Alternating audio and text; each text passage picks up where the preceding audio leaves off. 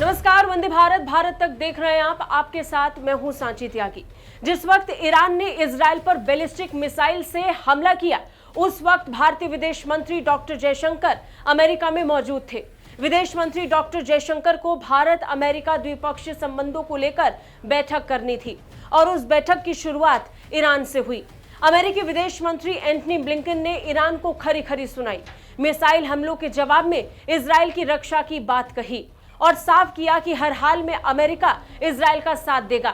Blinken अपनी बात पूरी कर रहे थे, नजर भारतीय पक्ष पर थी। सबसे बड़ा सवाल यह था कि भारतीय विदेश मंत्री डॉक्टर जयशंकर भी ईरान के हमलों की निंदा करेंगे या नहीं, लेकिन ऐसा नहीं हुआ। विदेश मंत्री डॉक्टर जयशंकर ने कुछ नहीं कहा, सिर्फ भारत अमेरिका की बात की। ईरान के हमलों पर भारत की कोई प्रतिक्रिया नहीं थी और यहीं से सबसे पहला सवाल उठता है, क्यों भारत के विदेश मंत्री ने ईरान पर कोई प्रतिक्रिया नहीं दी, और अभी प्रतिक्रिया नहीं भी दी तो भविष्य में क्या होगा? भारत ईरान और इजराइल में से किसे चुनेगा? क्या भारत फिर से रूस यूक्रेन जैसी स्थिति में जाएगा? यहाँ एक बात समझनी जरूरी है कि भारत एकलौता ऐसा परमाणु संपन्न देश है जिसके इजराइल और ईरान दोनों से अच्छे संबंध हैं। भारत इजराइल के संबंध अब तक के सबसे बेहतरीन दौर से गुजर रहे हैं। 5 सालों में भारत इजराइल के बीच व्यापार दोगुना हुआ। इसके अलावा इजराइल कभी भारत के खिलाफ बयान नहीं देता, ना ही उसने कभी भारत के निर्णयों पर सवाल उठाए। ऐतिहासिक रूप से ईरान के साथ भी भारत के अच्छे संबंध हैं। दोनों के बीच मजबूत व्यापारिक संबंध हैं, खासतौर पर ऊर्जा और ढांचा निर्माण क्षेत्र को लेकर। हाल के सालों में भारत ईरान के बीच चाबहार डील के कारण एक दूसरे के दोनों देश काफी करीब आ गए। चाबहार बंदरगाह का 10 साल के लिए संचालन अधिकार अब भारत के पास है। इससे भी ज्यादा जरूरी, भारत ईरान से तेल खरीदता है।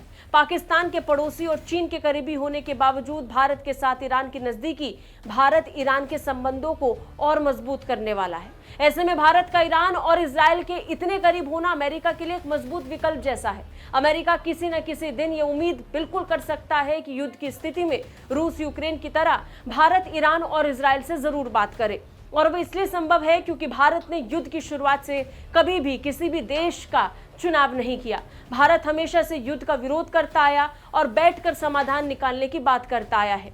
रूस की ही तरह अमेरिका का ईरान के साथ भी घोर तनाव है, और यहाँ रूस की ही तरह अमेरिका के संबंध इजराइल के साथ काफी जटिल भी हैं। रूस, यूक्रेन, अमेरिका, ईरान, इजराइल देशों की जब हम बात करते हैं तो भारत के अलावा ऐसा एक भी देश नहीं है जिसके सभी देशों के साथ सामान्य संबंध हो।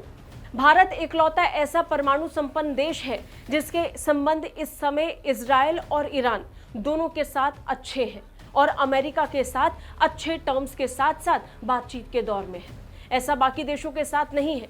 यही कारण है कि अमेरिका भारत को एक मजबूत विकल्प की तरह देख सकता है, और संभवतः ये भी हो सकता है कि ईरान और इजराइल के साथ आगे जाकर भारत एक टेबल पर बैठकर बातचीत करे। आपको क्या लगता है? कमेंट करके हमें जरूर बताइए। जय हिंद।